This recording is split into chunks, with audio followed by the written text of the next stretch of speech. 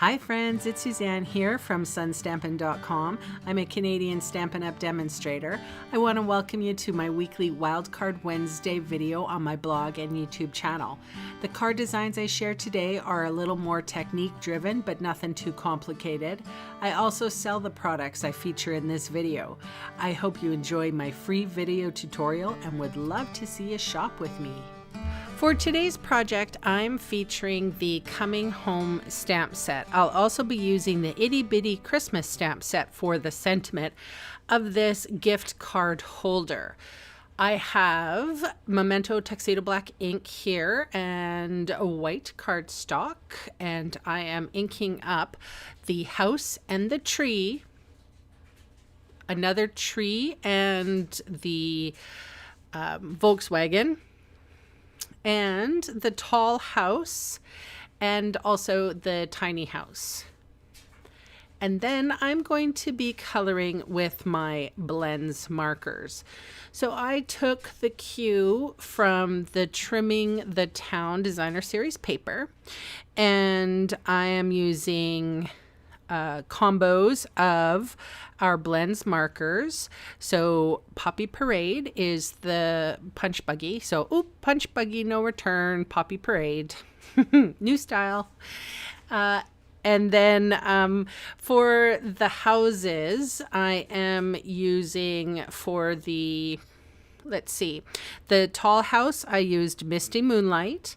The wide house, I used Pool Party. And the tiny house, I used Smoky Slate. For the trees, I used Old Olive. And these are combos. So I'm doing light and dark. And then for all the windows, I use Daffodil Delight. And for, let's see what else. And for the wreaths that I am coloring, I used Poppy Parade for the bow. And then my two favorite colors, and in light and dark shades with, let's see, Granny Apple Green and Soft Suede. So as you know, I love using my alcohol markers just as much as I love the watercolor pencils. I always have an absorbent sheet underneath me. So this just happens to be my Stamparatus grid mat. It is just paper, so it's absorbent. So when I color with my blends markers, which are alcohol, it's going to sink through the paper, and it's not going to spread out. It's going to keep on going. And that's why you want an absorbent paper.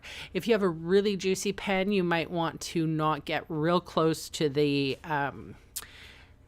edges before you have a chance to fill in everything. You just don't want to oversaturate, I guess, is what I'm trying to say.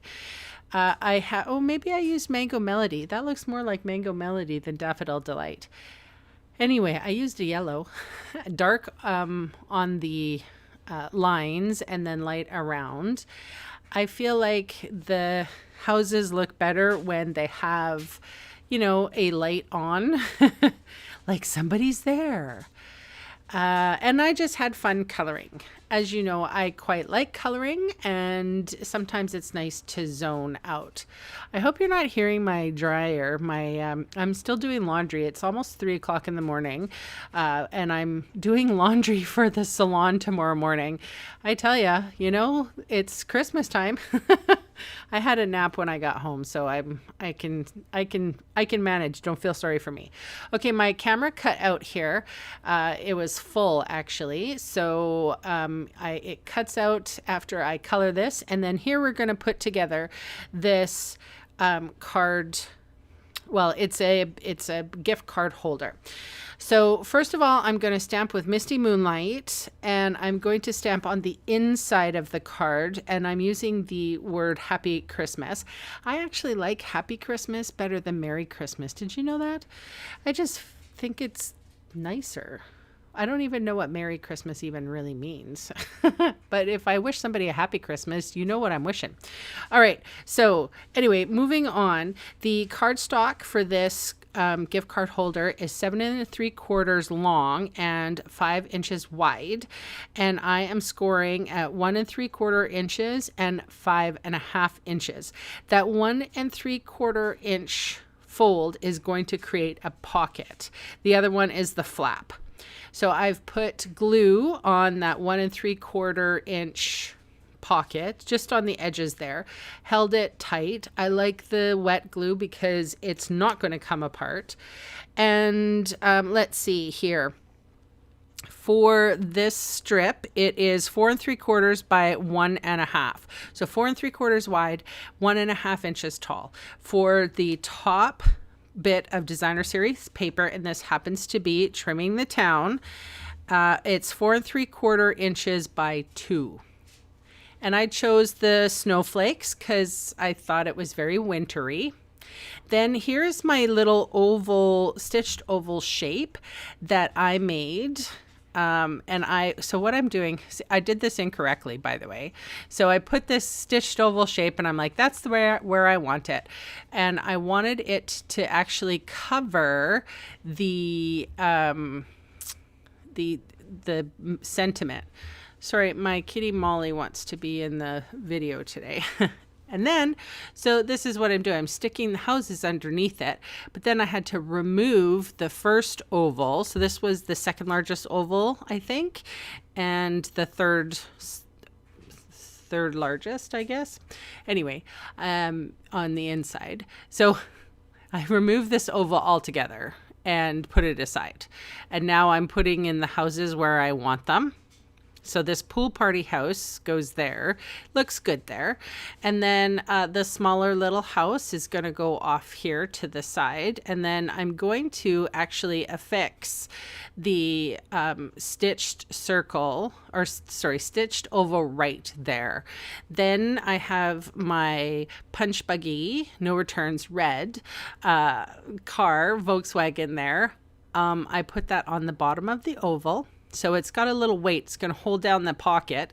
And then I put a big fat tree on the Volkswagen. It's so funny because this actually reminds me of my dad. He would be the one that has the small little European car with the massive tree hanging off it. He was Mr. Christmas.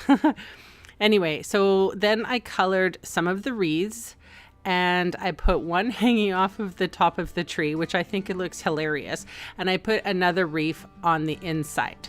And that is my share for today. Thank you so much for watching, and I'll catch you again soon. Bye for now.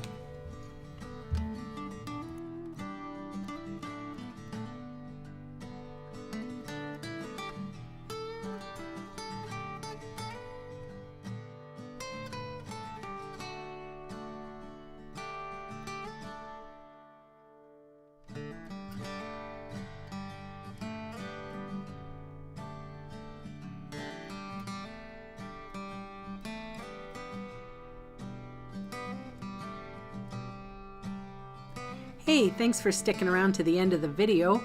On screen are 2 more videos for inspiration. Click on the maple leaf for my blog, or click on me to subscribe to my channel. Thanks again for watching.